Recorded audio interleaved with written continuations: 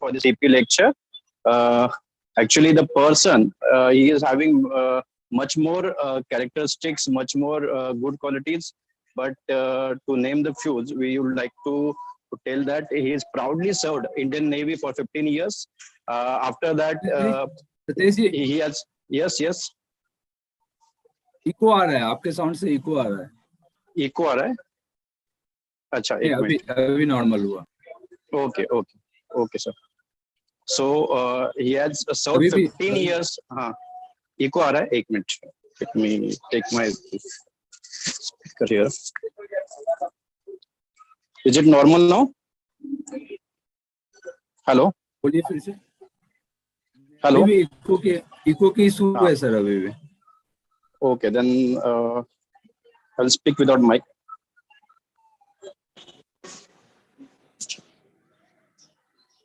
तो 15 years तक Indian navy की सेवा करने के बाद, after serving 15 years the Indian Navy, he has also done the PG in history.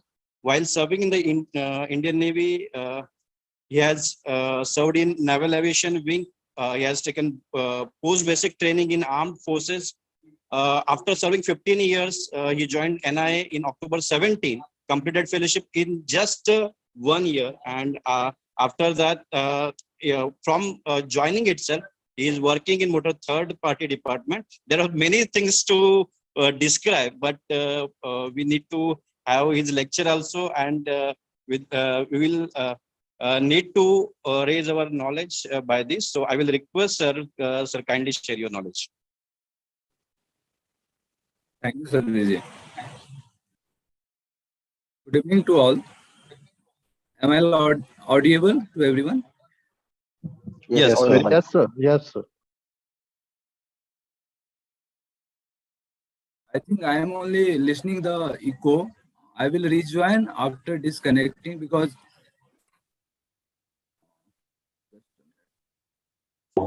Yes, sir. There is some problem at your side. Yeah, right, sir.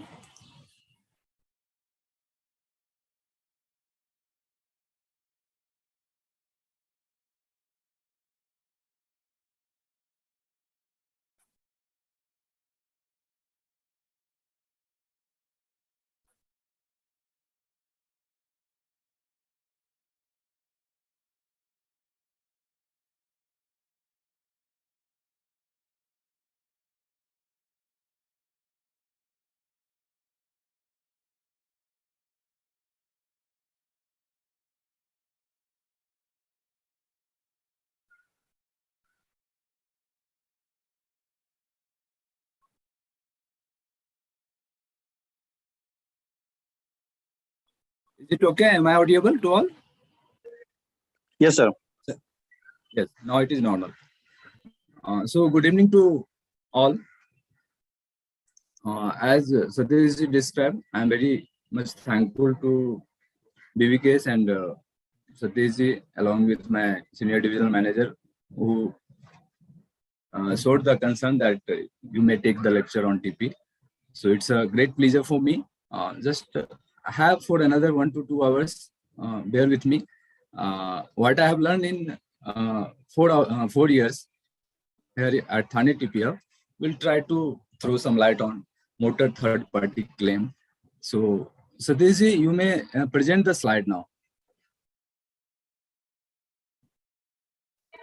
So you can also share from your laptop because it will be easy to miss access instead. Okay. You just there is a share button. You just share it and then present your PPT. Yeah, I am presenting. Okay, sir.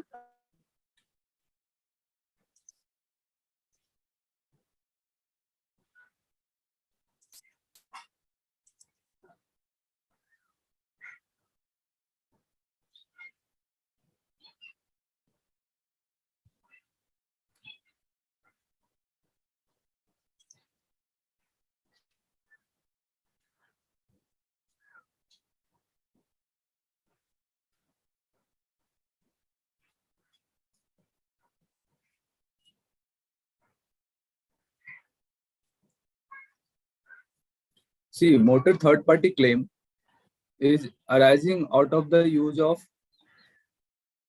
motor vehicle. It's an inherent nature of this motor vehicle that accident has to occur, and if it is lost to the third person, so the claim is coming through the court. And just a minute, I'm just opening the presentation.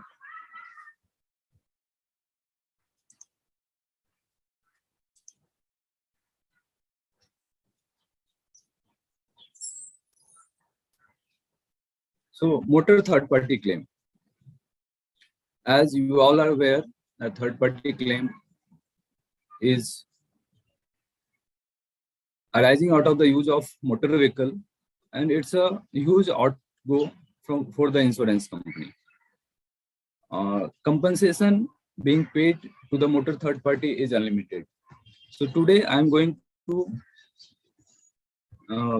cover the topic. The topics are, we'll have some brief introduction about the mandatory issue, then the type of third party claims, which types of claim is coming, then what the compensation is being paid to each and every types of claim.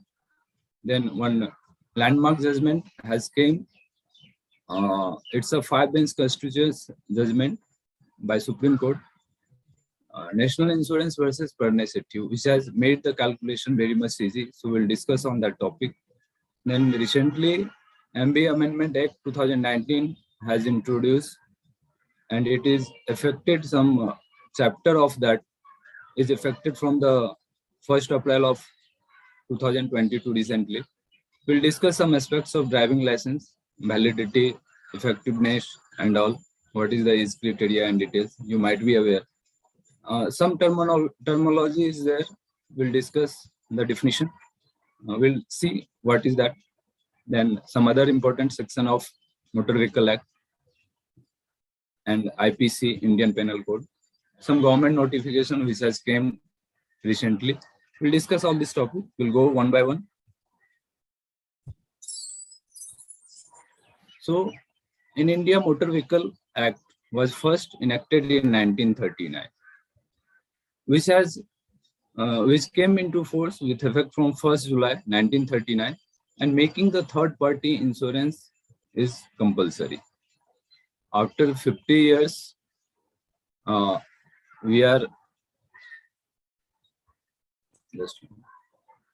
50 years, in 1985, GIC has recommended a committee of experts, which is appointed by the GIC in 1985. The Motor Vehicle Act, which is being used now, Motor Vehicle Act 1988. If I am talking about Motor Vehicle Act, it's a Motor Vehicle Act 1988, which came into force just after the 50 years of first enacted motor vehicle, that 1st July 1939. After 50 years, 1st July of 1989, the Motor Vehicle Act 1988 has introduced, came into force.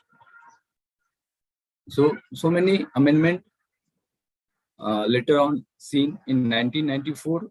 Again, amendment on this Motor Vehicle Act 1988.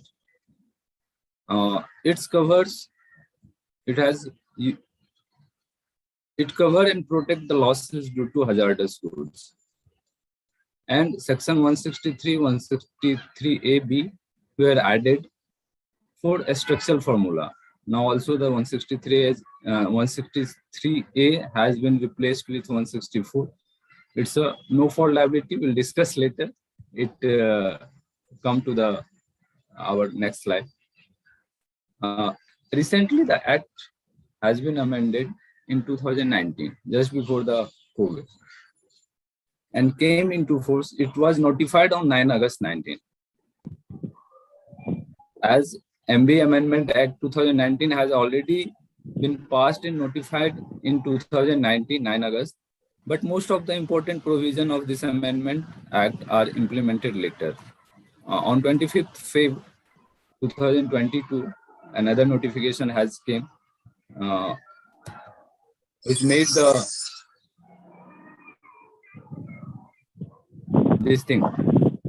insurance chapter 11 and 12 with effect from the 1st April 2022. So now see the types of third party claim. Third party claim basically coming to the two court. One is the MACT court, Motor Accident Claim Tribunal. Another is the WCA court. Hit and run is a solution fund which is managed by the different insurance company. So this hit and run where the vehicle is unknown. Vehicle identity is not defined by the police authority or not traceable. So in that case, hit and run claim is also coming. So MACT, in MACT, various types of section is there. Advocate and applicant is filing the claim under various sections. 3 sections is there. One is under section 166, another is under section 164. It was earlier known as 163A. And another is under section 140. Under section 140 is interim compensation, and along with the claim application under section 166, it is being filed under section 140. And another is the third party property damage, TPPD. So we'll see all the aspects one by one. What is the compensation is being paid towards all this claim application?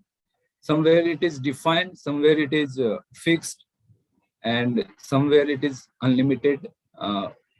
It's totally depend upon the income of the deceased or injured. So what the compensation is being paid? In section 140, as per the MB Amendment Act 2019, this section is omitted. Not only this section, entire chapter 10 is omitted. It's ranging from section 140 to 144. And it is a claim compensation under no fault liability. No fault liability, where the fault is there or not, this compensation is being paid. So what is the amount? Amount for fatal case is 50,000 and amount for injury case is 25,000. See, after 1st April 2022, we don't think this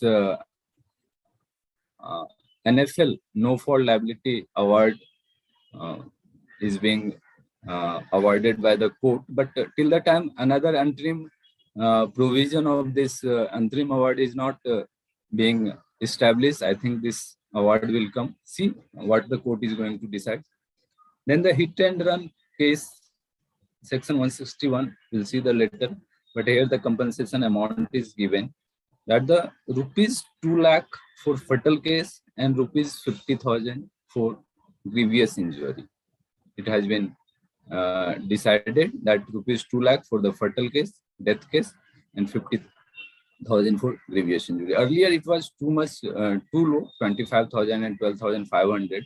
So it is not compensating the person where the vehicle is unknown.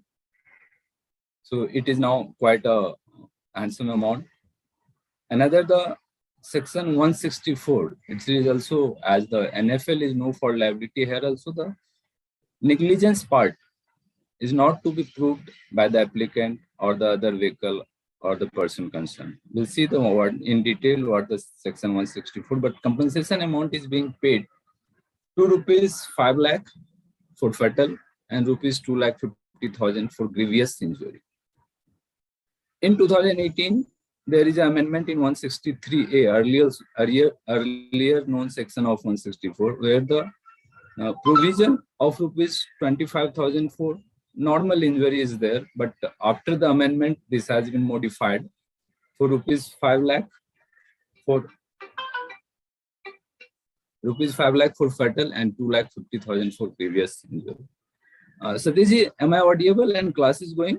Just to confirm. Yes. Okay. So next we are talking about this unlimited compensation. Most of the claim application is filed under this section, under section 166. So it's an unlimited compensation, unlimited liability, and it totally depends upon the income of deceased or applicant. We'll see what are the criteria under this section. Just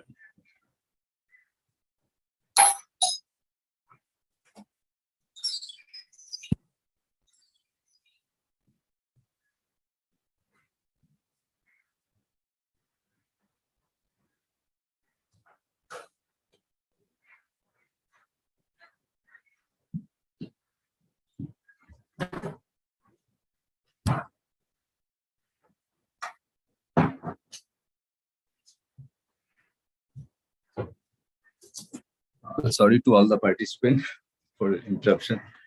So under section 166 I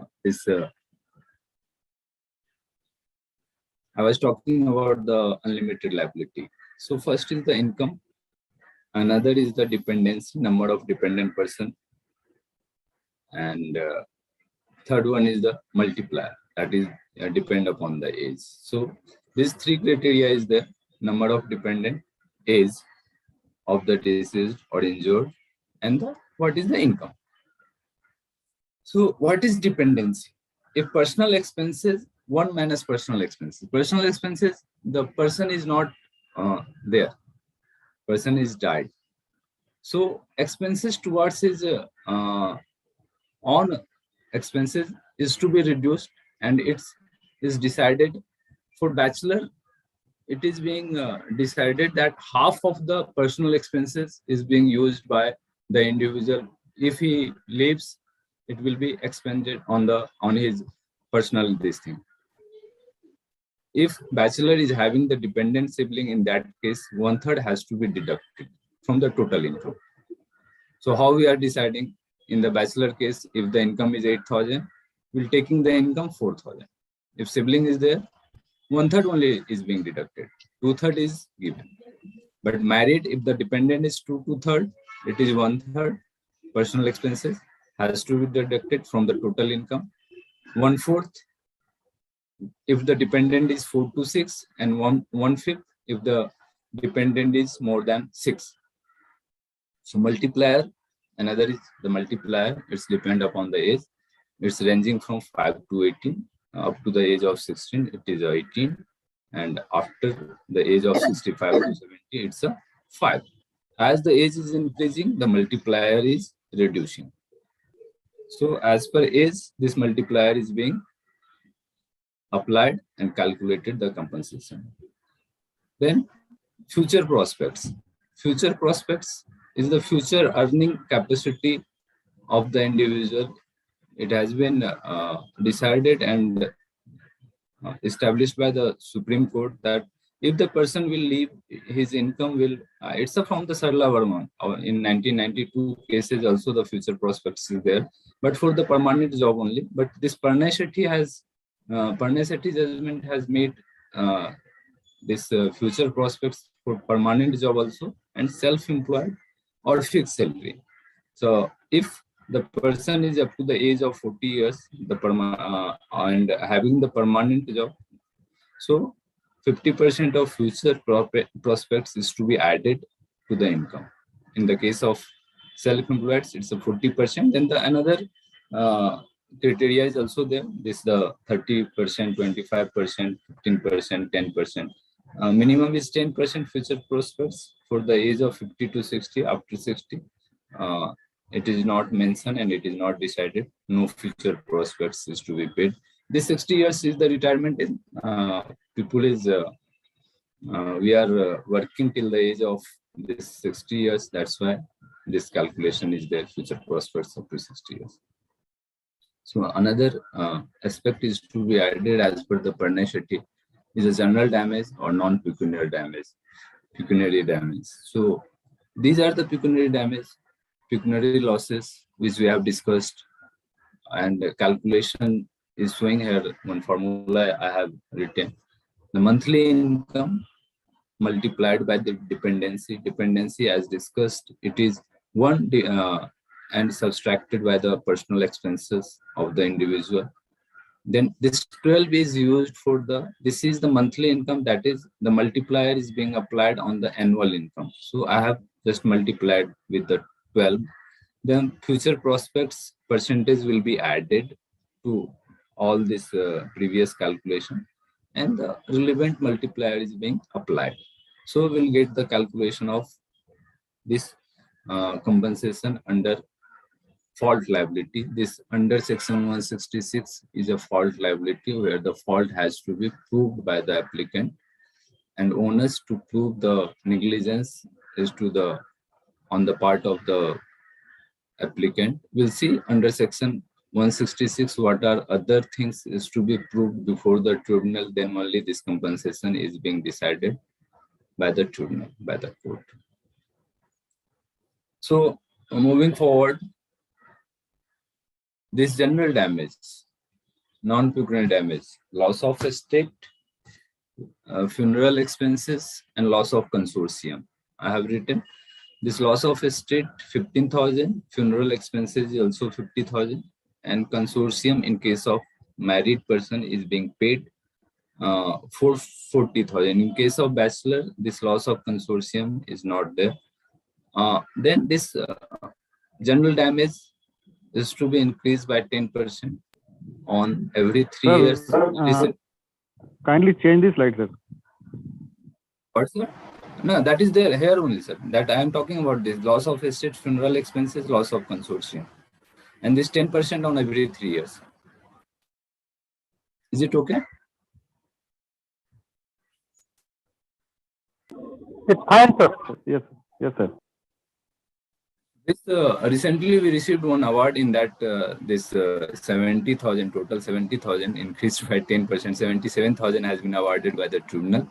It's an increased one because this Parnay Shetty judgment, this landmark judgment has came in 2018. So now 3 years completed. We recently received this.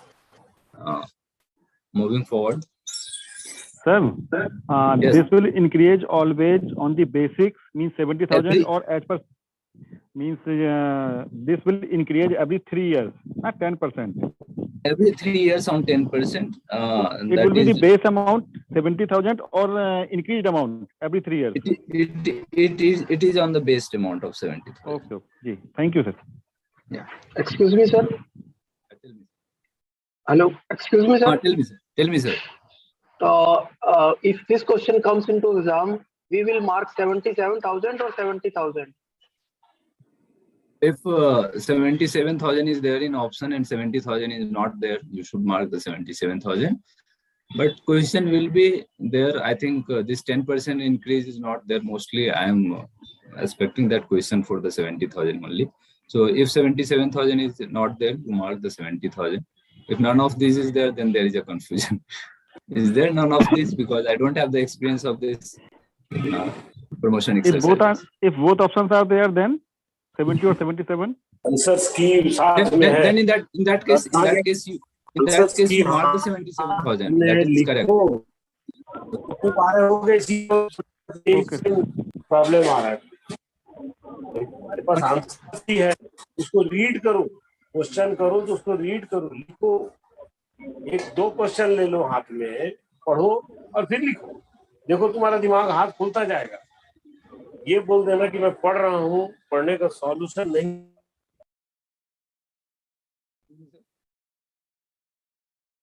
Is there any question?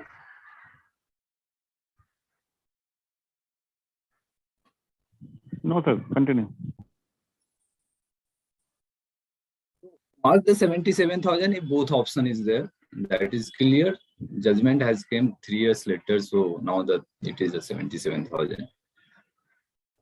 So another aspect is TPPD, third party property damage. In that aspect, one more important thing is that knock to knock agreement has to be implemented. What is that? All the insurance company has to pay for that damage. Knock to knock agreement is aware, all of you, what is that? So if the vehicle, opponent vehicle, a property which has lost, don't have the policy or having only the liability only policy in which he is not being taken the compensation for his own damage, in that case they are making the claim compensation under this third party property damage. So what is the liability as per policy? For two-wheeler it's a 1 lakh, and for all other vehicle it's a 7,50,000. It's a maximum cover. What is the survey report and other thing is telling as per the OD, it is only has to be paid. After getting the survey report, it is only has to be paid. This is the maximum cover. We will not giving anything beyond this TPPT. But one more aspect is there. It is subjected to insured has not availed premium discount. When we are covering for this. If he has taken the premium discount to restrict the insurance cover for statutory TPPT, statutory TPPT liability of ₹6,000. So in that case, we will only pay the 6,000 rupees. Rest other amount has to be paid by the insured to the third party. Is it clear? Now, Employee Compensation Act. Normally, WC Workman Compensation is being paid under this Employee Compensation Act 1923. Latest in 2017 amendment is there, which came into effect from 15 May 2017. So what is there in employee compensation? It is applicable only if personal injury is caused to an employee by accident arising out of and in the course of his employment. His employer shall be liable to pay the compensation. I have highlighted this arising out of and in the course of employment. These losses, this accident has to be occurred during the course of employment. What is the period of the employment? Usually driver is claiming under this forum because he's not till now before this 1st April 2022, driver is not treated as a third party. So he don't have the right to claim under section 166 MSCT, or it is a fault liability. That is also no one is get benefited for his own wrongdoing. That is separate part, we'll discuss later. But driver or cleaner or the person employed on the vehicle in motor accident case, this claim is coming under WC forum. So in that case, employer has to pay, but we as a insurance company covering the liability of insured, so we have to pay. What is the compensation? Compensation in the fatal case is the 50% of monthly wages if someone is getting the 8,000. So 4,000 will be multiplied by the relevant age factor, or 1,20,000, whichever is more. So normally, if we are going to calculate with this 50% of wages with the relevant factor, in all of the cases, we are getting the calculation of more than this 1,20,000.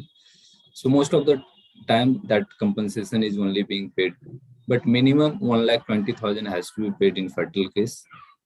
In permanent total disablement case, 60% of monthly wages with the relevant age factor and the disability. Here, nothing is there like future prospects, dependency, nothing is there in this WC Employee Compensation Act.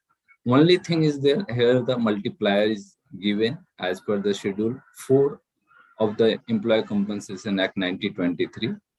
So for the age of 16, the multiplier is 228.54, and for the age of 65 years and above, it is 99.37. So minimum multiplier is 99.37 and maximum is 228.54. So as the age is increasing, multiplier is decreasing, as in the case of MSCT case. So what is the monthly wages? Till now it is 8,000. Till now I'm talking about this 3rd January 2020. We have not yet received any judgment decided on the 15,000, but in 2020, the amendment notification has Government of India has already notified the monthly wages in the case of this Employee Compensation Act is 15,000. We'll see the later this in government notification section. We'll see this notification. Anything, sir? We'll move forward. Compensation, I think covered all the compensation. Okay.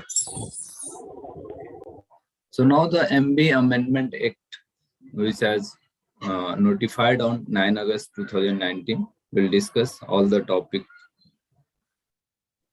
So this Gazette was notified on 9 August 2019, and all the Gazette is affected, will came into force from the date of publication only. But central government on 25th Feb 2022 again notified by its notification that section 50 to 57 and 93 of Motor Vehicle Amendment Act 2019 will came into force with effect from 1st April 2022 because of COVID and all, or don't know the exact reason.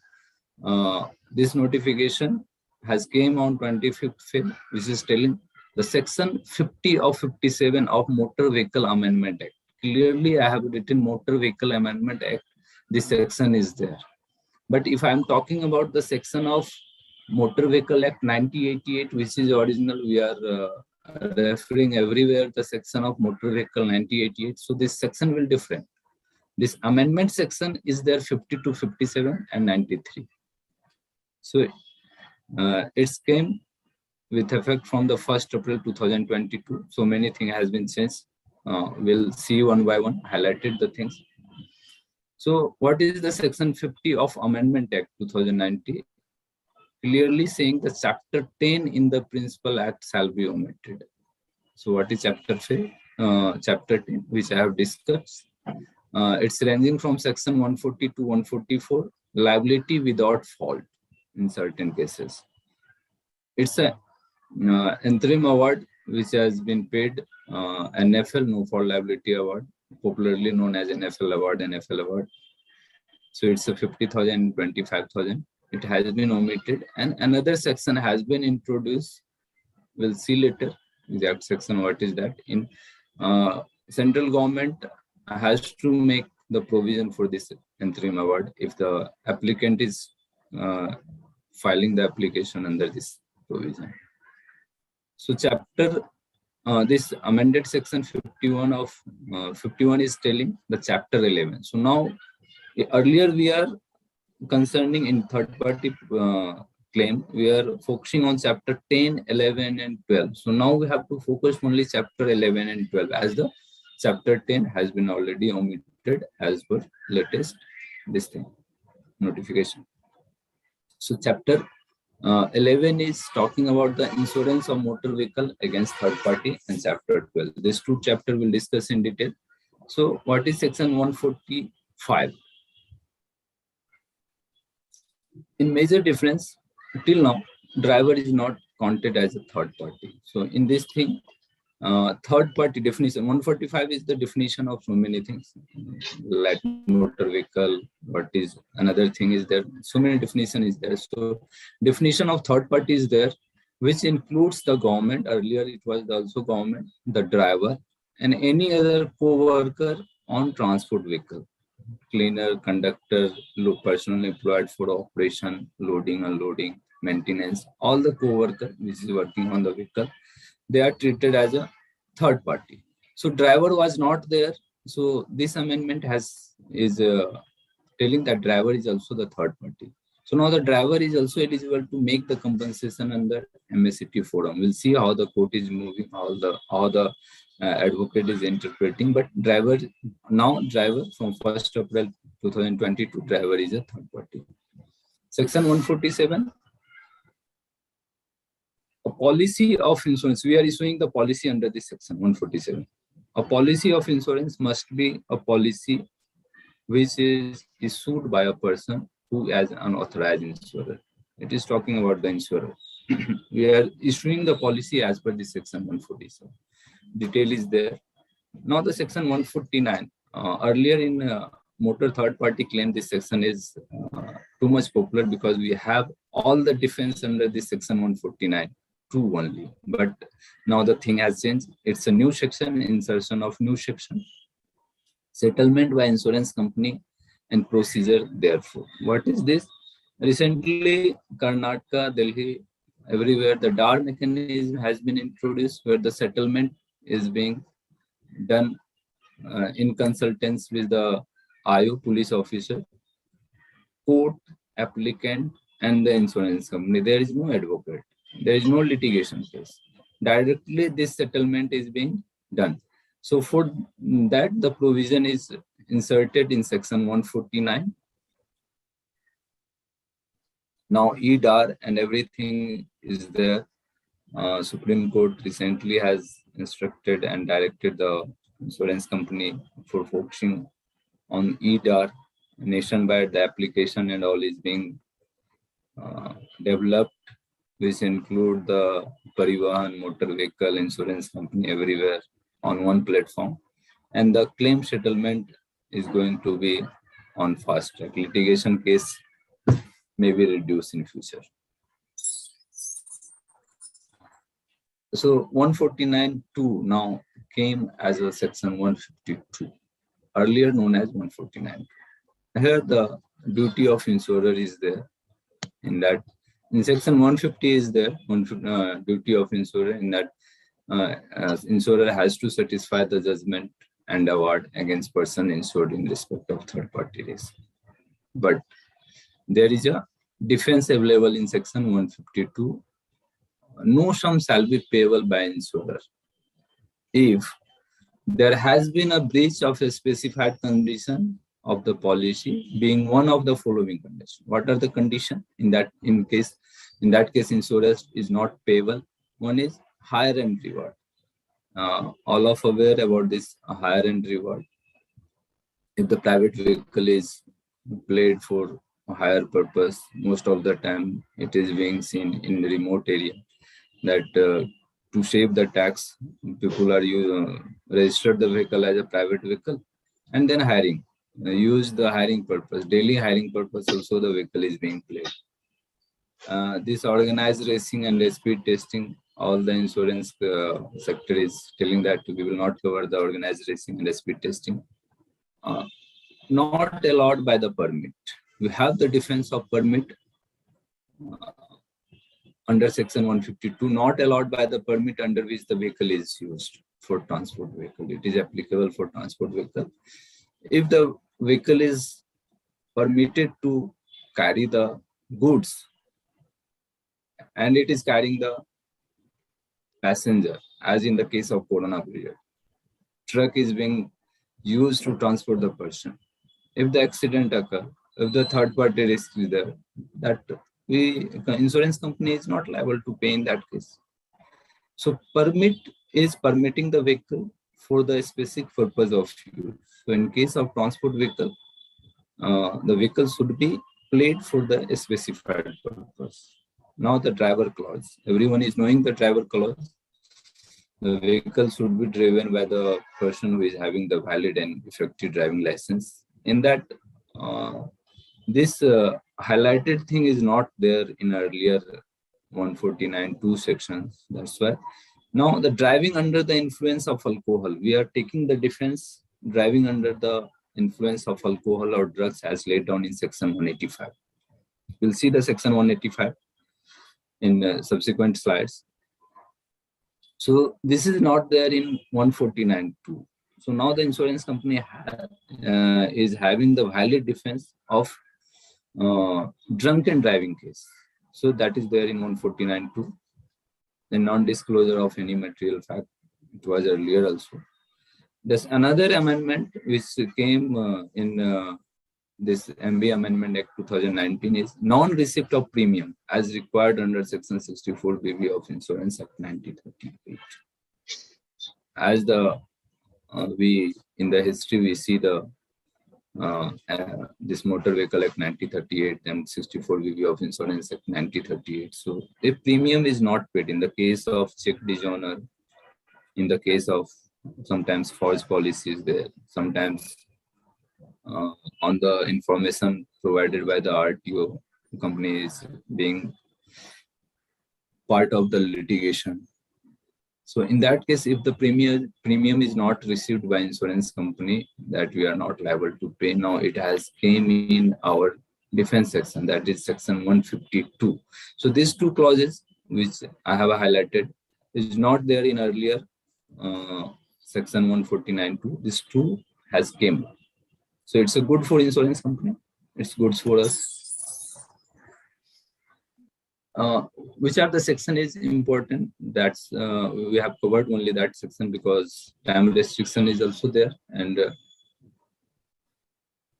we have to cover all the third parties. So section 157 is transfer of certificate of insurance. This section 157, we are talking about the insurable interest. In case of OD, vehicle has to be transferred to the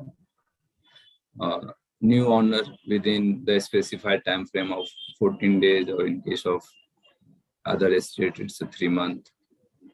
So this section 157 is telling certificate of insurance shall be deemed to have been transferred in favor of person to whom the motor vehicle is transferred with effect from the date of its transfer.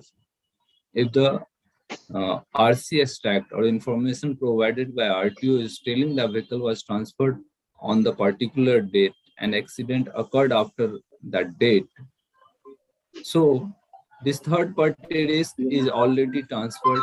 Third party risk is already transferred to the new owner. So deemed transfer means deemed transfers is what? Deemed transfer shall include transfer of right as well as liability of the said certificate of insurance. So as per this section, if policy is not transferred to the new owner in the name of new owner, then also we are liable to pay. So there is no question if the there is no question in this regard. So policy should be in the name of new owner.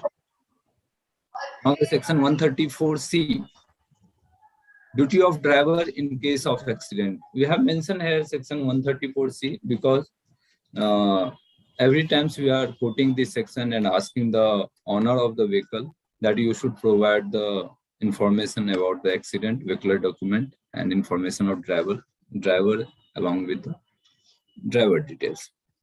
So duty of driver is mentioned in this section 134C.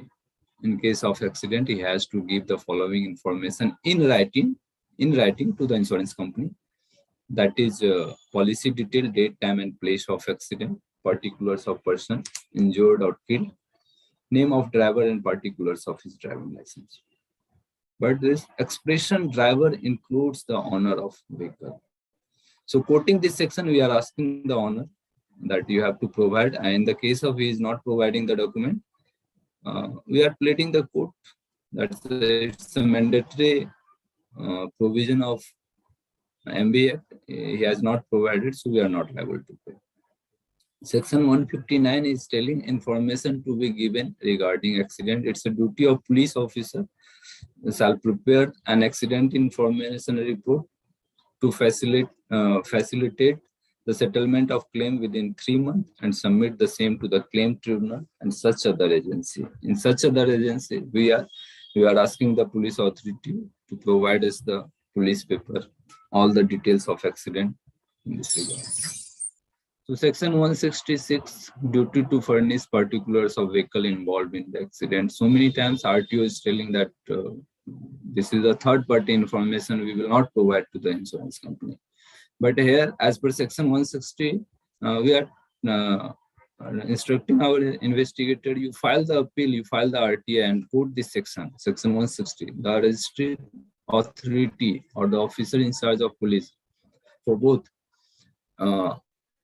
if so required by a person who alleges that he is entitled to claim compensation in respect of an accident arising out of the use of motor vehicle, or if so required by an insurer. I have highlighted by an insurer against whom a claim has been made. So if the claim has reported through the tribunal, it's a claim made in respect of any motor vehicle. Furnish that person or to that insurer as the case may be on the payment of prescribed fee. What is the fee?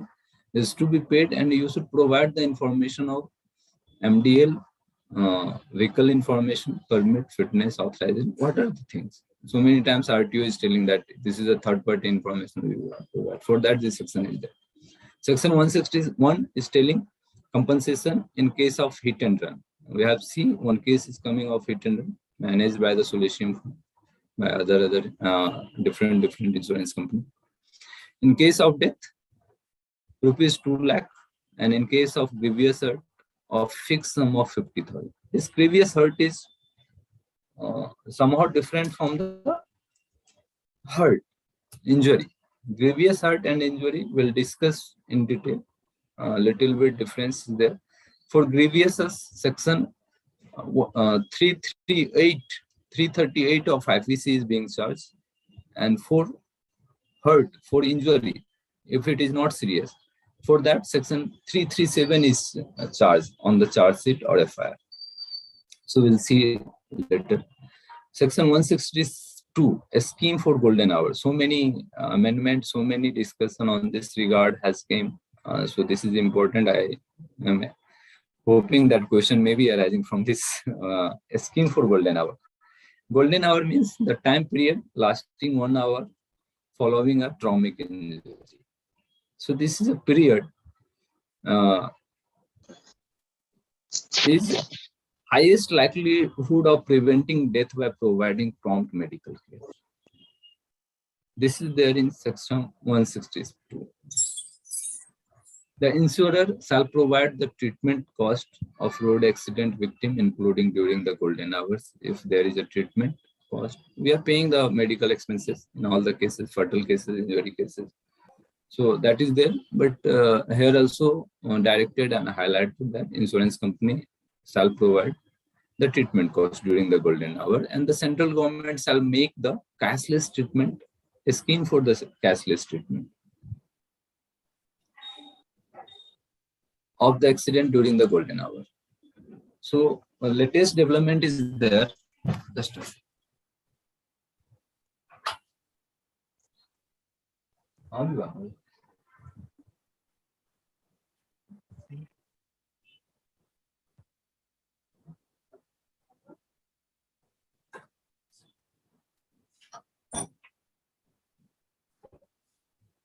sorry, sir.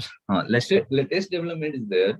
If the person who is providing the support in the case of this golden hour, he will be awarded for a rupees of 5,000. We'll discuss later.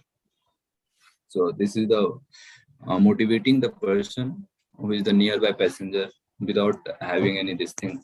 He is promptly taking the injured person to the hospital. He may be the driver of the vehicle. He may be the pedestrian. He may be the who is available there. If he is taking to the person to the nearest hospital, it might be possible that this is 1 hour is crucial in that the life can be saved. It's a good. So this amendment has came. Yes, sir. Sir, he is falling in which section? To whom you are talking about? This section 162, a scheme for golden hours. Okay. Award is 5,000. No, award of 5,000 is not there in this section. Recently, on 5th of this April, Motor Vehicle Department has notified about this. We'll show you the later this thing. The notification will show you later. Okay, thanks, sir. So, section 164, earlier known as the section 163A. Here also some changes as there. Earlier it was in 2018, one notification is there. 22nd May 2018, that notification has still for compensation for the minor injury also, but it is not here. That the amendment is not there. In amendment, the normal injury is not covered. So compensation for death is 5 lakh and compensation for grievous injury is 2,50,000. Whoever handling the motor third party claim, just make a difference. Grievous injury means IPC section 338 has to be charged in the charge sheet or in FIR. If it is a section 337, it's an injury. It's not a serious injury.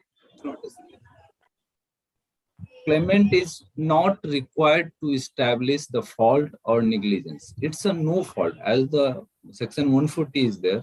Here also it's a no fault. Here the claimant is not required to establish who is negligence at the time of accident.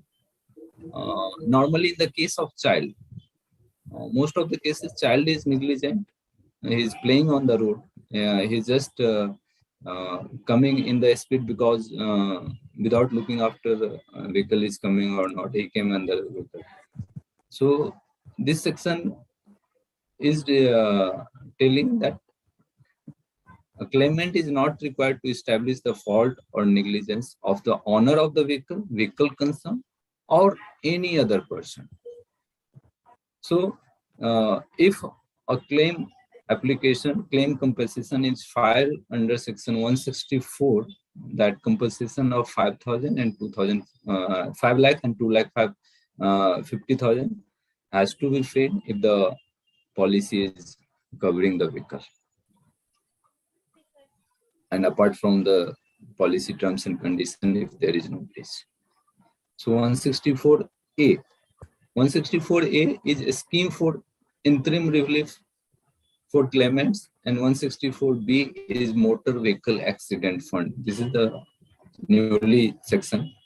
164A, the central government may make a scheme for provision for interim relief for claimants paying for compensation. As the section 140 has omitted, so chapter 10 is completed omitted. For that, this section 164 has introduced that central government may make a scheme for the provision of interim relief for claimants paying for compensation. Clear, sir? Till now? It is related to section 140. 164A. I am talking about 164A as the interim relief under section 140 has been omitted. So now the section 164A has introduced in this central government has to make the scheme for this provision. So 164B is Motor Vehicle Accident Fund, central government self-constituted fund to be called Motor Vehicle Accident Fund. Should I move ahead, sir? Yes, sir. I think there is one question from, I think someone raised hand.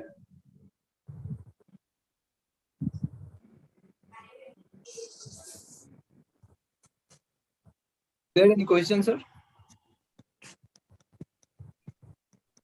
Someone is asking, I think Prerna Tiwari, someone. Okay, we'll move ahead, sir. Yeah, you Question can move session will be there. We'll discuss later also questions. Kindly note down the question. So, chapter 12 is there. Just a minute, sir.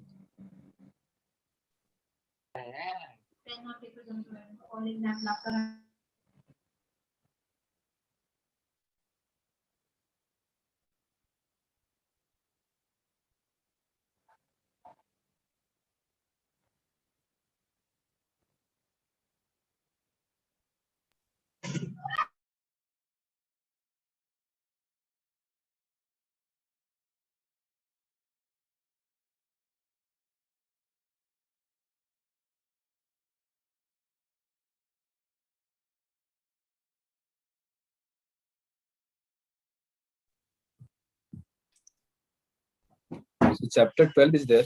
It is talking about the claim tribunal, section 166, which is a fault liability. And later all other section we'll discuss. Section 165 is elaborating about the claim tribunal, how the claim tribunal should established by the state government, by the authority and everything. Section 166 is the application for compensation under fault liability. Here the fault of the insured vehicle or fault on the insured part has to be proved if there is a contributory negligence, if it is a composite negligence. We'll see what is contributory composite. On the other part, on the deceased part, on the injured part, the claim compensation will be reduced by that portion.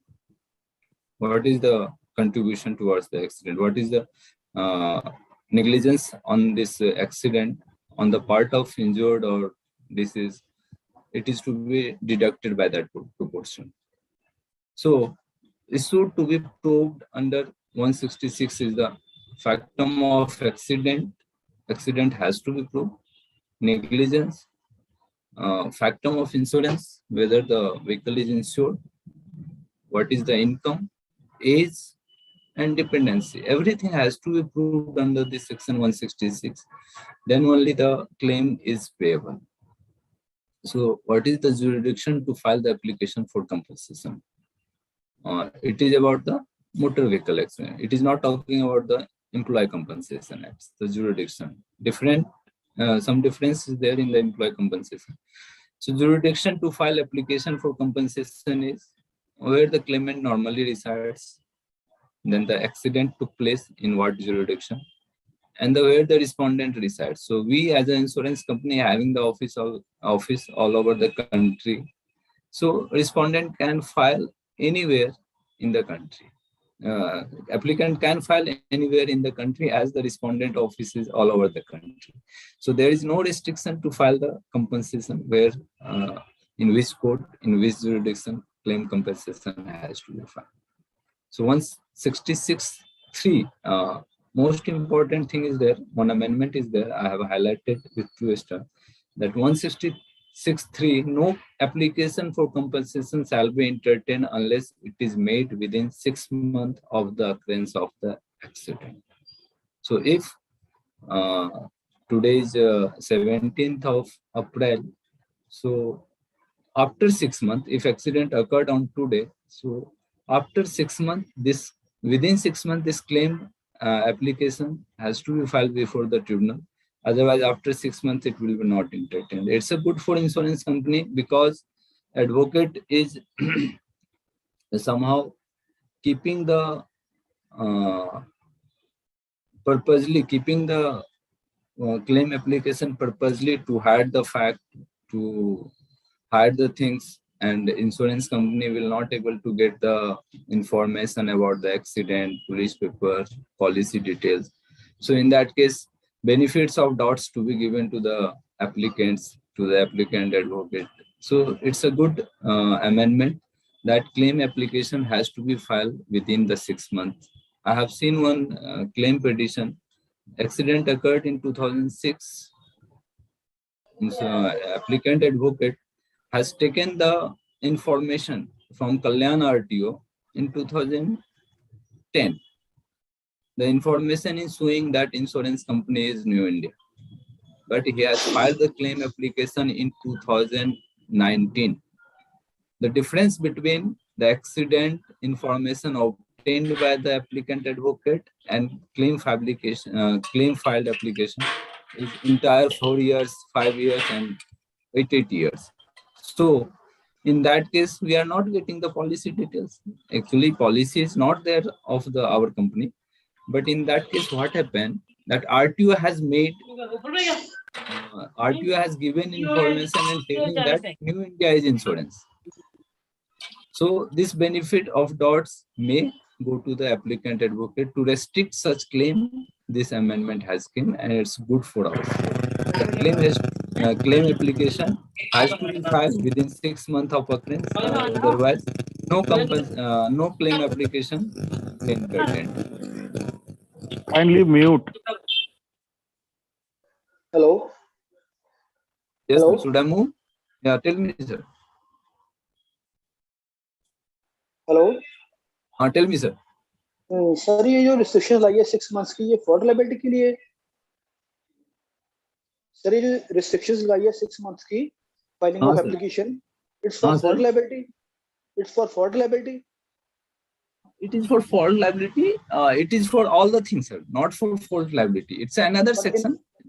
But in case of MACT, sir? MACT is dealing with another section also. 164 is also. It is there for that also. So there is no restriction? Is there any restriction? Till now, sir, till now there is no restrictions in MACT case to file the claim application. But this 2019 amendment, MB Amendment Act 2019 has introduced these restrictions, and it is applicable with effect. Now it has came into effect with from 1st April 2022. So now it is applicable. Till now there is no restriction to file the claim application, but now it is applicable. In case This of MACT within also? 6. We are talking about MACT claim application filed under section 166 is there in MACT.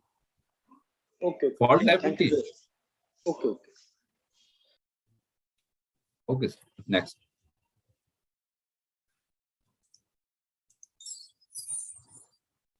So section 167 is there as the driver or other co-worker of the motor vehicle can file the claim application under WC forum, and co-worker can also file under the MACT forum because he is a third party and negligence of the driver is there.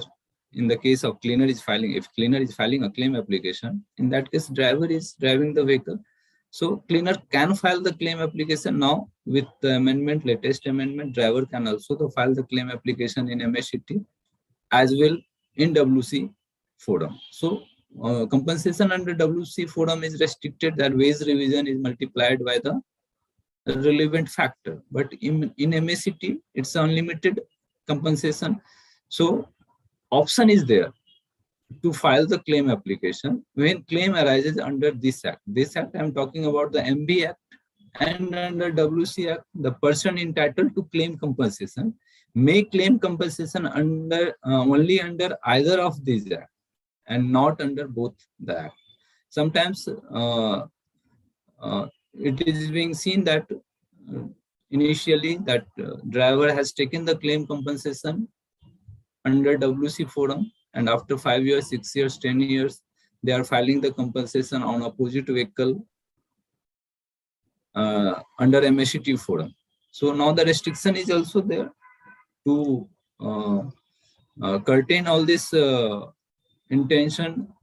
This limitation has also came to file the claim application within 6 months. So in this section 167 is there, which is telling that he can file the claim application only under either of these acts, but not under both the acts. Section 168 is telling award of the claim tribunal when the tribunal has to give the award copy within 15 days. We have not seen any award pronounced today will come into our office or to any office within 15 days. There is a delay because of the shortage of staff and so many reasons before the tribunal. We cannot elaborate that, what the reason they are not providing within 15 days. But section 168 is telling that claim tribunal has to give the award within 15 days. And after getting the award, insurance company has to satisfy within 30 days of that award receipt from the date of the receipt of award. Section 170 is an important section, impleading insurer in certain cases. It is more important when we are going to file an appeal. By filing this application under section 170, right to contest the claim on all or any of the grounds contained in section 152. We have a defense under section 152. So we are taking the right to contest the claim as vehicle. We have insured only the vehicle, but owner of the vehicle is someone else. So to get the rights of the insured, we have written somewhere, condition is there. There is a collusion between applicants and insured. Tribunal is decided that there is a collusion. There is a malified intention of insured. There is an agreement between the applicant and insured that he may get benefit to the insured. There is a planted case, maybe something else. So in that case, insurance company is filing this. A tribunal may also direct, and we are also filing that right to contest the claim. Whatever the right of the insured, we are taking the rights of insured under this section 170. Or insured has failed to contest the claim. Most of the cases, I think 60-70% cases is there where the insured is not coming to the tribunal and he has failed to contest the claim. So in that case also we are filing the application under section 170. This is important while we are filing the appeal in High Court. That time it is asked to get this copy of application under section 170. So in this 170 application, if insured is there, then only we are filing. If the vehicle is not insured, in the case of check dishonor, in the case of fake policy, in the case of not insured, as we have discussed, that in some cases, only RTO information is telling the New India is party or any insurance company is party. But there is no insurance policy. So if there is no policy, there is no insured. So in that case, this section 170 is not applicable to file appeal. In that case, we as a party of the case having the right to contest the matter. The thing is treated like that. So now section 173A, that is an appeal. Any person aggrieved by an award of claim tribunal may, within 90 days from the date of the award, prefer an appeal to High Court. So within 90 days, if we are not thinking that the award is given properly, sometimes we are seeing this thing. So we can file the appeal, but within 90 days, there is a statutory deposit of rupees 25,000 or 50% of award amount, whichever is less. So most of the, all of the time, this 25,000 is only there because award amount is always higher. No appeal for less than 1 lakh rupees. Earlier, before this amendment, it is a 10,000 rupees only. So now it is 1 lakh rupees. If award amount, disputed amount. It is not the award amount, it's a disputed amount. Quantum weight is disputed by more than 1 lakh, then only we are filing the appeal. High Court may entertain the appeal after the expiry of this said period of 90 days if it is satisfied that the appellant was prevented by sufficient cause. As I have told, within 15 days, Tribunal is not providing us the award copy. So how we will file the within 90 days? So from the date of receipt of the award, it is counting as a 90 days. If it is satisfied that the appellant was prevented by sufficient cause from preferring an appeal in time. If award is received within this is specified of 15 days, then only we have to file this appeal within 90 days. I have highlighted section 170 application is mandatory to file appeal except orphan claims. As discussed, orphan claim is check dishonor, forged policy, not insured. Only party has been made on the basis of RTO information. So another aspect is also there that ground of appeal for what we are going for appeal should be pleaded before the lower court or tribunal. If the judge sitting at the lower court is not in picture that what the defense you have, what the income of the deceased, you have not pleaded about the your observation and you are just filing the appeal. So that is not sustainable at the high court. That defense or anything has to be pleaded before the lower court also. Then also, if lower court has not considered your defense, not considered your point, you may file the appeal, but it should be pleaded before the tribunal in your pleading, in your WS, in your amended WS, in your application, in your argument, at any stage, it should be pleaded. So now this important sections under chapter 11 and 12 has been discussed. We'll see some other sections later because section is chal raha hai abhi tak. We'll go on next slide, that is a driving license. I think it has been covered by OD also, but we'll discuss a short view. I have not written here motorcycle up to 50 cc first. Motorcycle up to 50 cc. So if motorcycle, if adapted vehicle, we'll see what is adapted vehicle. LMV with gross vehicle weight up to 7,500 kg. We'll see the definition of LMV also, where the gross vehicle weight is there and where the unladen weight is there. There is a difference between this gross vehicle weight and unladen weight. So age, if the age of the person who is going to get the license, if age of the person is 30 days on the day of issuance, then he will get the license till the age of 40 years. Minimum age is 18 years, no qualification is required.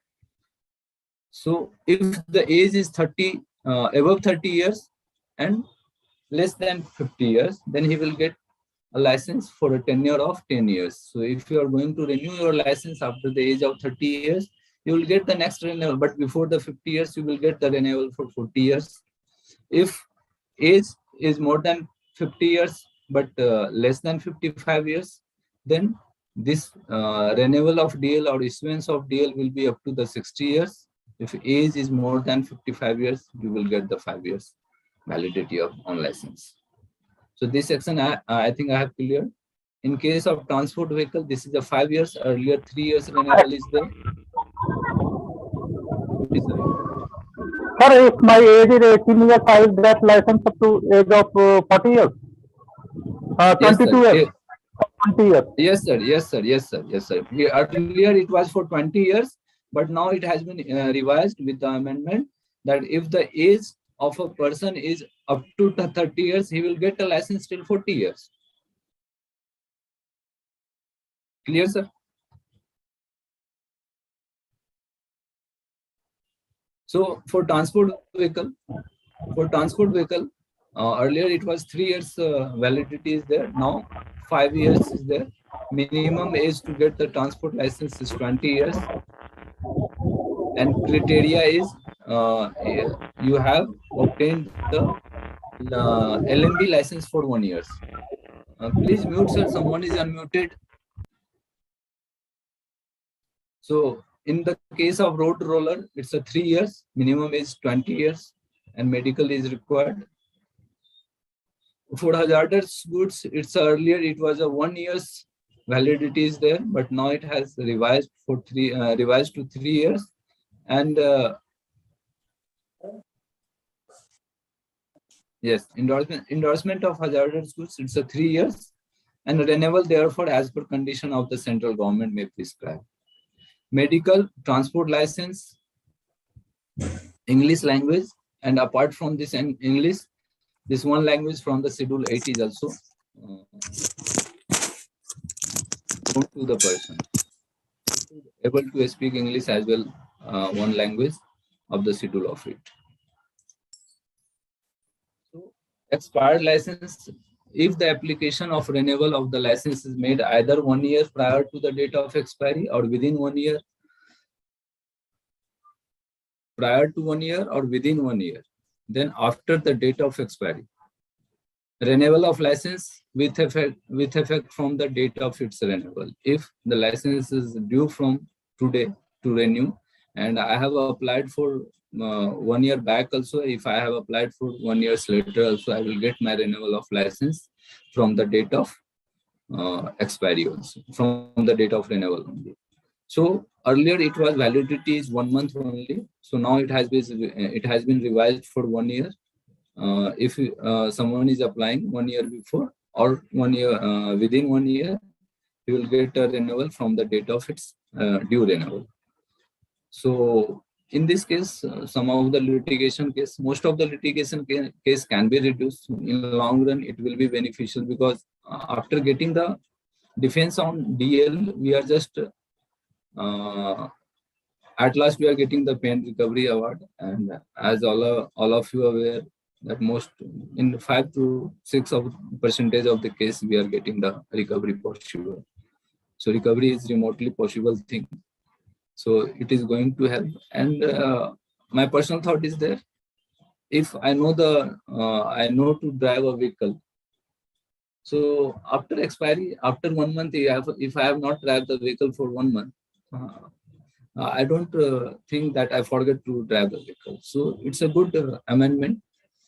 If validity of license has lapses for more than 1 year, the driver shall have to undergo refresher course. If someone has not drive a vehicle for 1 year, suppose it's a big transport or something else, so he might forget some control, some latest development of the vehicle. So he has to go for refresher case.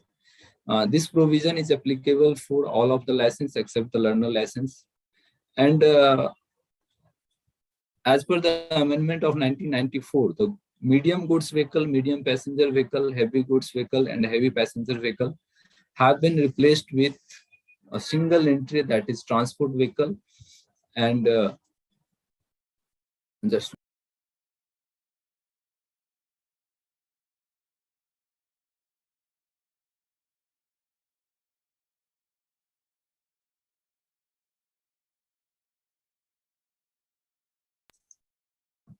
if you see a transport license, class of vehicle, RTO, if you get a MDL extract from the RTO, on that you will see for transport vehicle, in class of vehicle, it is not written as a transport, it is written as TRANS, initial 5 letter. Initial 5 letter of trans is only written in the class of vehicle. That means the driver is authorized to drive a transport vehicle. So those who is dealing with OD or third party claim may highlight this. In class of the vehicle, later you will find there is a transport validity in below. The transport validity for 5 years, but that might be for the LMB transport also, because the license is issued for LMB transport, non-transport, both. So if it is a LMB transport vehicle, cab, and other driver is using that, छोटे-छोटे गाड़ी होते हैं. So for that validity is there for transport, But that doesn't mean that this DAD is valid for transport vehicle. For that, you have to see the class of vehicle is entitled to drive. In that, trans word should be there. So trans is for transport. So we'll moving ahead, definition of some, as we have seen in DL section, that adapted vehicle. Earlier it is known as invalid carriage, means a motor vehicle either especially designed or constructed for the use of person suffering from any physical defect or disability, disabled person, and used solely by or for such person. This vehicle should not be used by a normal person. Normal person cannot use such vehicle. So this adapted vehicle is a special vehicle designed for the constructed, or some modification is there for the disabled person. Articulated vehicle is a vehicle which is a semi-trailer, to which a semi-trailer is attached, maybe in the case of tractor, or maybe in the case of some other this vehicle. Maxi cab, whose sitting capacity is more than 6, but up to 12, excluding the driver.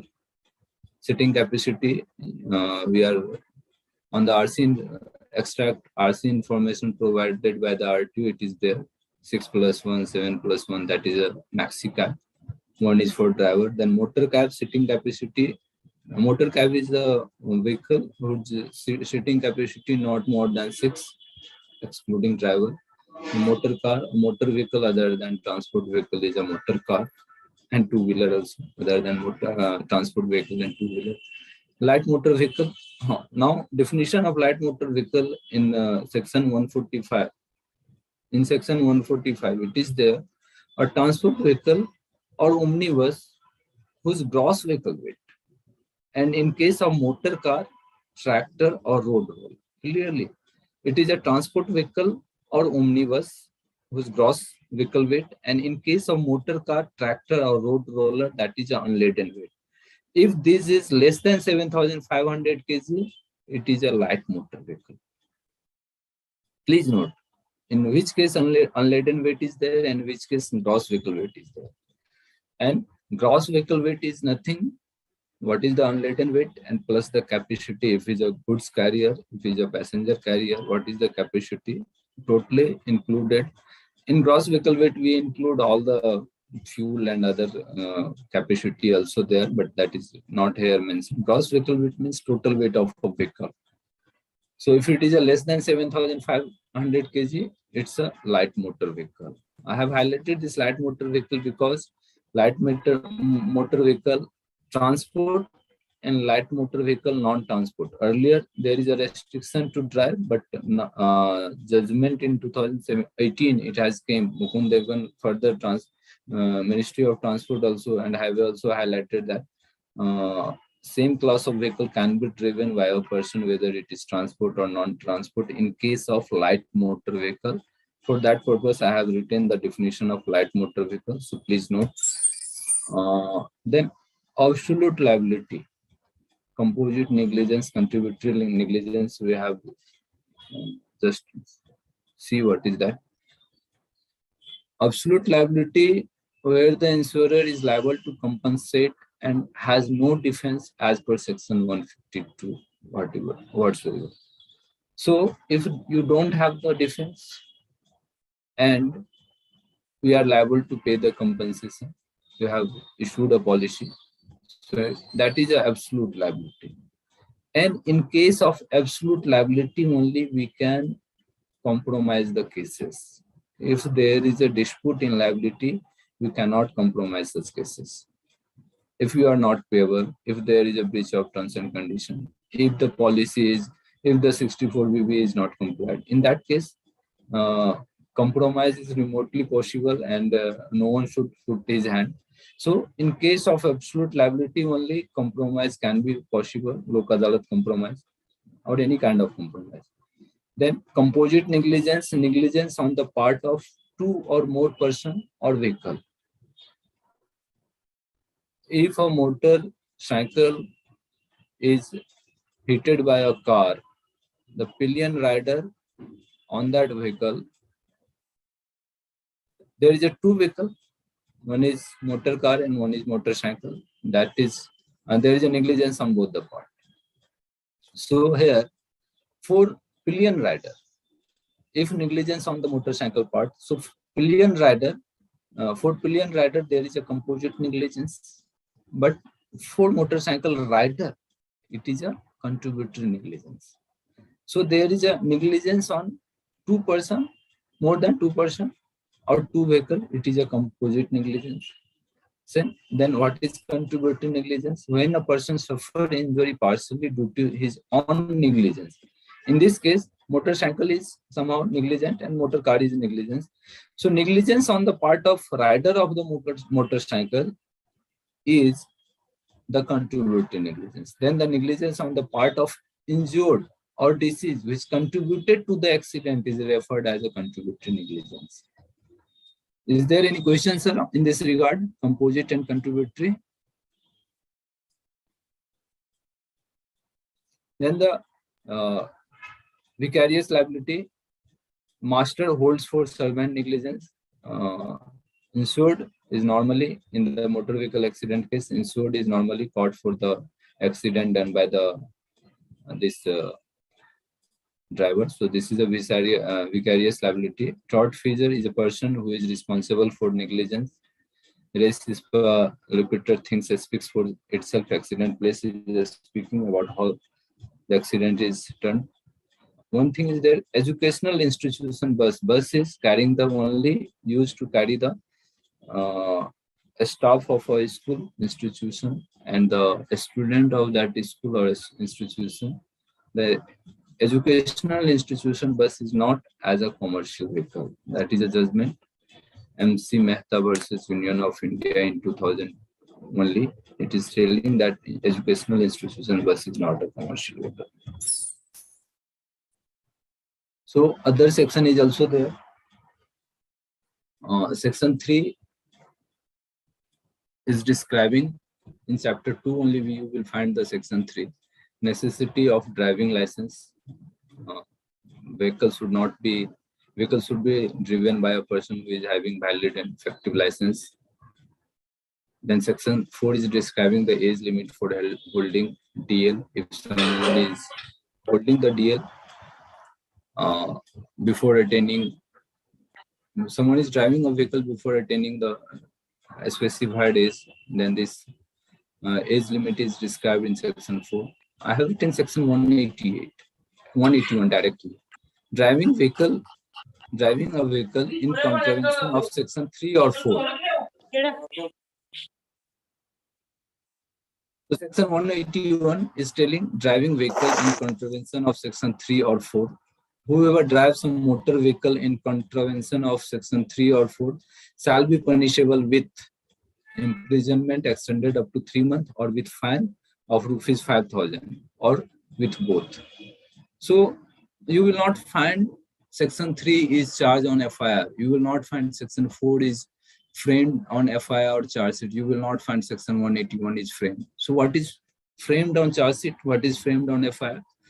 3 under a stroke or oblique 3/181, 4/181. So that's why I have written this 3, 4 and 181 together. 3/181 is charged if a person is driving a vehicle without driving license or his driving license has expired. He has driving a vehicle in contravention of section 3. Section 3 is describing who can drive the vehicle. In case of section 4, if someone is driving underage, person is driving a vehicle, 16 years, 12 years person is driving a motorcycle or car. In that case, section 4 of 181 is charged and punishment is there, 3 months and 5,000 as per new amendment. Section 8 is there, that is grant of learner license and validity of learner licenses, as you all are aware, 6 months. 25A, earlier the state register of driving license is there, all the state is issuing the driving license. But this section has amended, National Register of Driving License. The central government shall maintain a National Register of Driving License. Section 39, necessity of registration. vehicles should not be played in public place without having a valid registration or before registration. So section 43 is temporary registration, validity is 1 month. After 1 month, within 1 month, vehicles should be registered. Section 56 is telling about the certificate of fitness for transport vehicle. So if there is no valid fitness certificate, vehicle not deemed to have valid registration if not having a fitness certificate. In this case, fitness 56 is directly telling that section 39 is violated, vehicle is not valid registered, and section 39 is telling vehicles should not be played in public place, and playing a vehicle in public place is a violation of permit, and we have a permit defense. So in section 152 we have a permit defense. So in connection, if there is a violation of section 39, if there is a violation of section 56, we have a defense. Fitness is also a valid defense. RC is also a valid defense, but not mentioned in section 152. Then section 66, necessity of permit. No owner of a motor vehicle shall use or permit the use of vehicle as a transport vehicle in a public place unless authorized by RTO or prescribed authority. Some of the state transport authority is authority to provide the permit for the use of vehicle in that place, in that manner. Both things there, that place and that manner is there. Permit is a area wise also permit is there. Nationwide permit is also there. In nationwide permit, we used to see the authorization also. So this above provision shall not apply to vehicle used by the central or state government or owned by central or state government. Owned by local authority or under contract with local authority, municipality, corporation is there. Used solely for road cleansing, watering or conservation purpose. Used solely for police, fire brigade or ambulance purpose. Used solely for conveyance of purposes. Used for towing a disabled vehicle. If a disabled vehicle is being towed, permit is not required. Removing goods from it.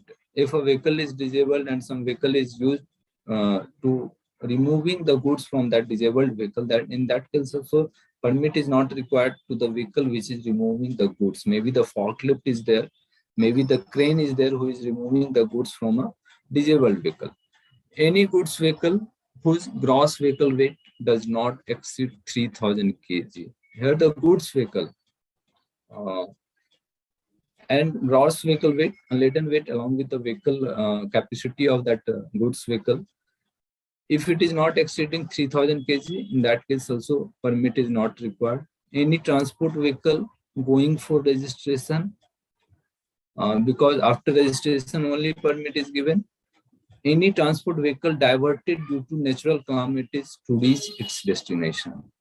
If some natural calamities is there and route has been diverted, new route has been made, so permit is not required in that case to get the vehicle, whether it is within estate or outside estate. In that case also permit is not required. To go to reach its destination, route diversion can be done with in the case of natural calamity. Section 129, wearing of protective headgear. There is a recently on 5th of April also one latest amendment is there in this case. Below 4 years, if child is there, safety harness attached with the rider is to be used in the case of you are sitting with a baby below the age of 4 years, and there is a prescribed safety harness with strap of safety harness is there. So here I am talking about the safety harness attached with the rider. Section 129 is telling wearing of protective headgear. Every person above 4 years of age driving or riding or being carried on a motorcycle of any class, whether it is up to 50 cc or any class, while in public place wear a protective headgear conforming to the standard as may be prescribed by the central government. provided that the provision of this section shall not apply to a person who is sick and at the time of driving the vehicle wearing a turban. ऐसे ही बाल खोल के चला रहे हैं, then that time उनको भी helmet पहनने की जरूरत है. So section 134, duty of driver in case of accident. Here, when any person is injured, this is the duty of driver. When any person is injured, and in that 134C is also there. In that he has to provide the information to the insurance company or police authority. When any person is injured or any property of a third party is damaged as a result of an accident, the driver of vehicle or person in charge of the vehicle shall take the injured to the nearest hospital. Hit and run case, not hit and run case. If some person is driving and accident occurs, some of the time he fled from that place. In that case, 134A, 134B, that punishment is there in 134A, that is there, is being charged by the police authority. So we'll inform about the incident to the nearest police station at the earliest, but within 24 hours, not beyond 24 hours. We'll inform the insurer about the incident, mentioning insurance details and driver owner particulars. This is also the duty of driver. And for this section, driver also include the owner of the vehicle. If driver is not informing, owner has to inform the insurance company. I was talking about this good Samaritan 134A shall not be liable for any civil or criminal action for any injury, death. And this is related to the golden hour. Victim of a motor vehicle accident which has resulted during rendering emergency medical or non-medical care of or assistance to the victim. Samaritan definition is Samaritan is there a person who is in good faith, voluntarily and without expectation of any reward or compensation, but to motivate him. On 15th of this April, there is a notification of Ministry of Road Transport that 5,000 will be paid to the Samaritan who is for saving one life. For saving more than 1 lakh also, one person also life, he will get the 5,000. But if 2% is saving and the life of 2 injured person, then both the person will get. In any case, one Samaritan will get 5,000 rupees only. So without expecting of any reward or compensation, and one certificate is also being given to that person that notification is taken. Emergency medical or non-medical care or assistance at the scene of accident to the victim or transport such victim to the hospital. So this is good amendment. We hope some life can be saved. In the case of this new notification also has come to motivate him, to motivate the Samaritan. Driving, this section 185, drunken driving, as there is a defense in 152. So this section 185, driving by a drunken person or by a person under the influence of drugs. So section clearly telling we should not go beyond the section. Section clearly telling whoever while driving or attempting to drive a motor vehicle has in his blood alcohol exceeding 30 mg per 100 ml. That has already mentioned in this section only, that if a person blood analysis is telling that alcohol exceeding 30 milligram per 100 ml of blood detected in a test by breath analyzer or any lab test is under the influence of drug. When he is under the influence of drug, when this section is charged, when 30 mg of per 100 ml of blood is detected. Sometimes police breath analyzer, he conducted the breath analyzer and putting the charge, but there is no certificate, no any supporting document which is telling this 30 milligram per 100 ml of blood is there in that person blood. So in that condition, it is treated as he is under the influence of drug to such an extent that he has to be incapable of exercising proper control over the vehicle. That the definition clearly mentioned in the drunken driving case. What is when he is not having the proper control of on the vehicle, exercising the proper control on the vehicle, when the blood is showing the 30 milligram content of alcohol per 100 ml of blood. So punishment, if there is a first offense, 6 months imprisonment and 10,000 rupees or both. If it is second offense, who is habitual to do that, for that 2 years imprisonment and 15,000 or both. There is no more third and fourth offenses there. So these two offenses is there. So section 187, sometimes we see the section 187, that's why I have taken in FIR and charge sheet.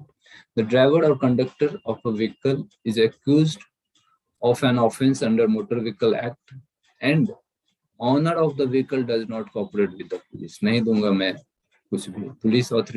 Police officer in that authority to provide details of accused or driver. Who is accused? Owner has to give the details to the police authority, but sometimes someone maybe have some this background that he is not cooperating with the police authority. In that case, section 187 is being charged. So now the Indian Penal Code, some section of Indian Penal Code is there. This is normally seen on the face of the charge sheet, face of the FIR. We'll discuss one by one. 279. Normally we see the 279 in all of the cases. 279 is there. Rash driving. If a person driving a vehicle rashly, this section is framed against him. 337 and 338. I have discussed. I have told, emphasized on these two sections. Causing hurt by act endangering life, personal safety of others, and section 338 is telling causing grievous hurt. So claim assessing officer has to see, for in the case of hit and run, in the case of 164, that whether the claim is maintainable under this section or not, whether the section 338 is framed against him, charged against him or not. If 338 is not there, grievous hurt is not there, and in that case, that claim petition under section 164 is also not maintainable, because grievous hurt is there also, only we can pay the 250,000. So 304A, in the fatal case, in the death case, in all of the death case, you will see 304A, causing death by negligence. This if accident occurred and on FIR there is a, if you see there is no 304A on charge sheet, if you see a 304A, meanwhile you may see later on during the treatment that the injured come to this injury. So that is a case of fatal case. 3042, recently I have seen this section, causing death. But here the causing death by negligence, but here the causing death that the individual knowing his act may cause death to other person. Someone is driving a vehicle in that manner that he is knowing that it may death to some person. I am driving a vehicle in that manner. किसी से झगड़ा हो गया फिर चला रहा हूँ गाड़ी, but there is no intention to kill someone. There is no intention to death a person, to death a pedestrian, to death a third party. So that is, and this is mentioned, there is no intention in 304, but I know that मैं गाड़ी चला रहा हूँ. 427, normally we see the 427 also, that mischief causing damage to the amount of 50 rupees. So this is the overall presentation. We'll see some notification of government. This is the first notification that we are talking about much, that the Motor Vehicle Amendment Act 2019, that is notified on August 9, 2019. But for us, for third party claim, it is with effect from the 1st April 2020. See this Pranay Shetty,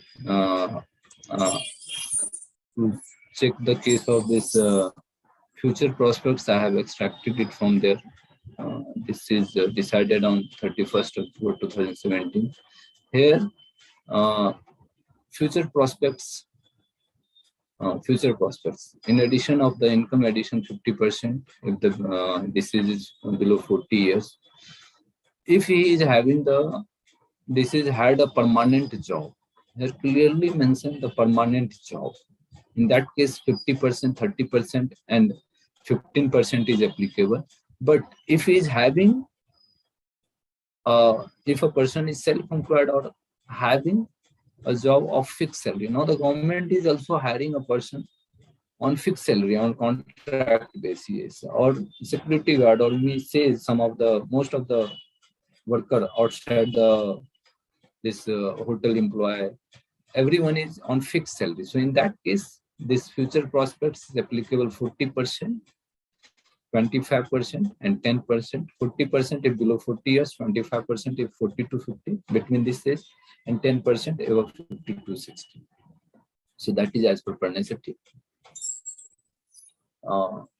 This is I was talking about the 163A amendment, in which for minor injury it is also the 25,000 rupees is there, and for fatal accident 5 lakh, or accident for permanent disability it is 5 lakh into percentage of permanent disability. But now it has been totally changed with 164, so now it is not applicable. Now it is there for grievous hurt, it's a 2,50,000, and for this 5 lakh.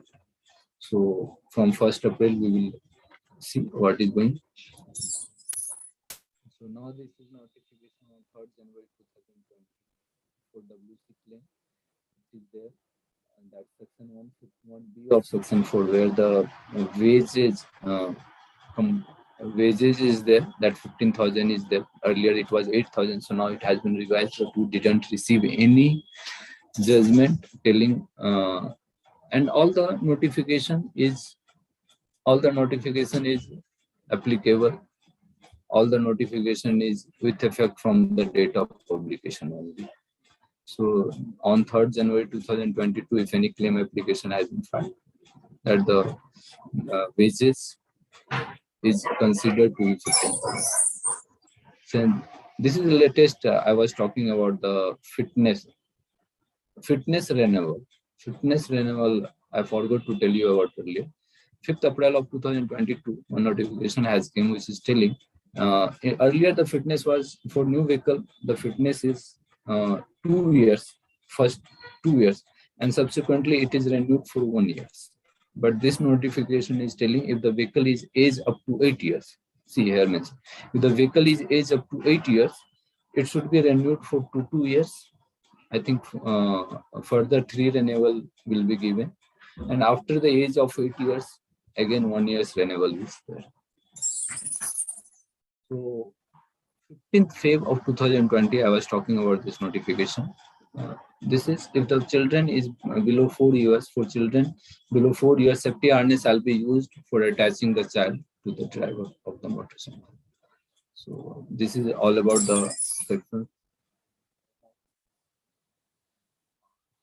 Last 15 minutes, we can take some questions if it is there.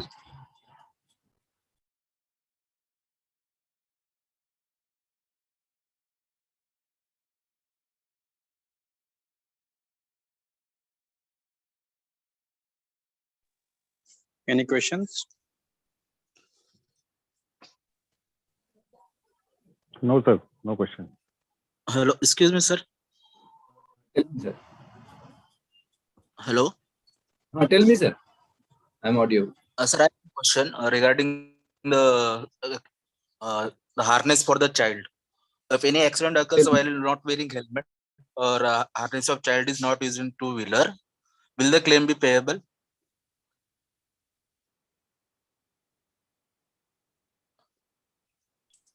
See, sir, if it is a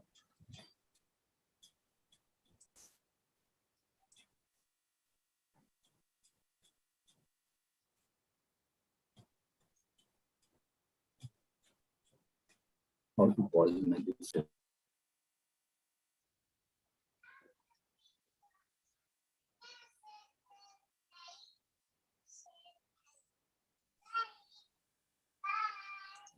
See, sir, if it is a motorcycle is a third party, and your vehicle, your car, your IV has dashed him, So you are no one. Court is clearly telling the insured vehicle, or you are no one to hit that person, whether he is wearing a helmet, where he's having the sitting with a harness or not. If he is also not having the license, third party, third party. We are talking about a motorcyclist, but your IV is a car. Your IV is some other vehicle. Your IV may be the motorcycle.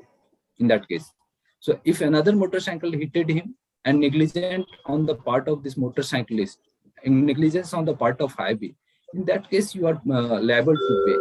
He has not wear the helmet. He has not having the license. He is not seated with the children having the harness, wearing the harness. That is his fault. The traffic control, traffic police will fine according to that. But we are not. Yes, if our IV is there, our child is there, IV is there, and he is not sitting with the harness, and child death has occurred, and the mother of that child or that father of that child making the claim application on his own, in that case, claim can be contested, and the court may decide what the compensation has to be. Anything, Okay. sir? So one more question. One more question, sir. In case of drink and drive, okay, Right. what kind of documentary evidence is needed for the rejecting the claim? Only one document is there, sir, that the blood analysis report, or So should the alcohol presence should be mentioned in the police FIR report or anything else? it is not being Is seen, it compulsory to? it is not being seen. We presume if a police authority has framed a person under section 185, that time it is believed that person is under the influence of alcohol. 30 mg of the alcohol content is there in his blood per 100 ml of blood, but that is not there on FIR. In that case, why the police authority has framed him? So let the investigation officer to come before the tribunal and tell about why he has framed. If he has the breath analyzer report, if he has a lab report, he will produce. And if we get without framing, sometimes police authority has not framed the charge, but if our investigator is obtained some document, or later stage we come, at any stage you come to know, and you have a valid report of breath analyzer or any lab test which is having a 30 mg of the blood content, more than the 30 mg, so he is under the influence of alcohol, and in that case claim can be reputed. Claim reputation Thank you, is sir. there in OT. We are waiting for the judgment in the case of MSCT. What the court is concerning. Court will at last give the pain recovered award.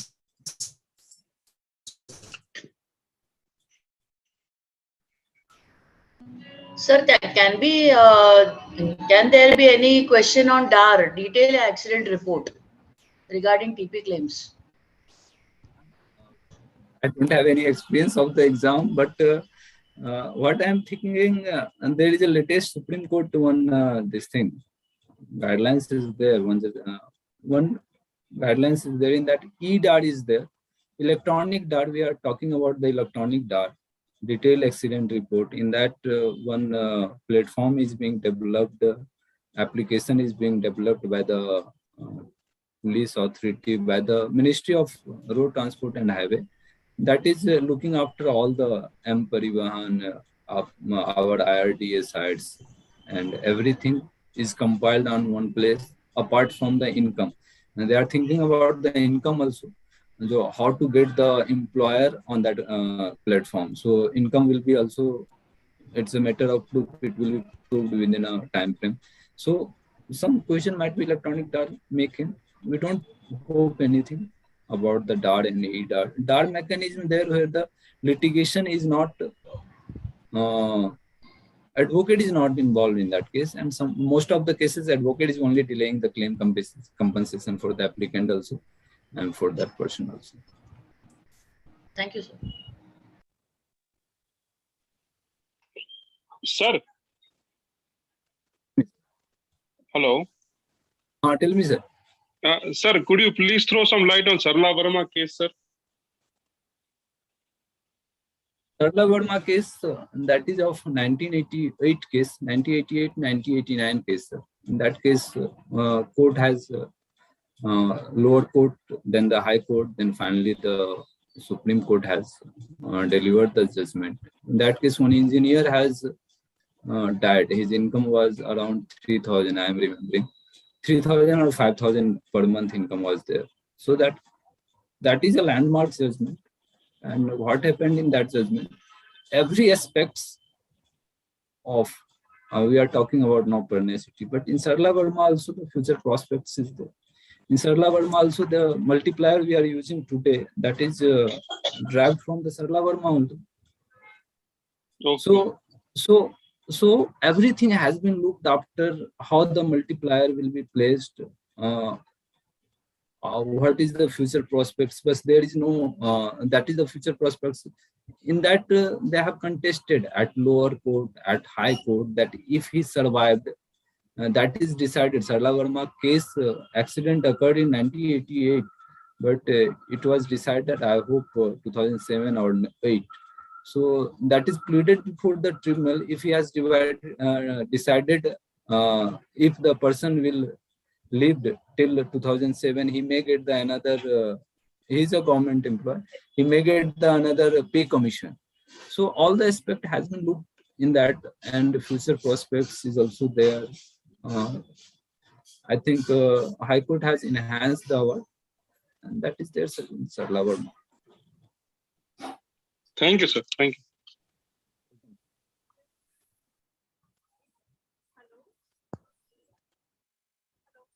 Hope there is no more question. I'm very thankful to you, sir, for sharing all your knowledge and all the experiences. I hope everyone will be benefited and will score good marks in motor subject. Thank you very much, sir, and thank you everyone for attending the lecture. Thank you, sir. Thank you. Thank you. Thank you, sir. Thank you so much, sir. Thank you for your attention, and all the best for the exam. Thank you very much. Oh, thank you, sir. Thank you, sir.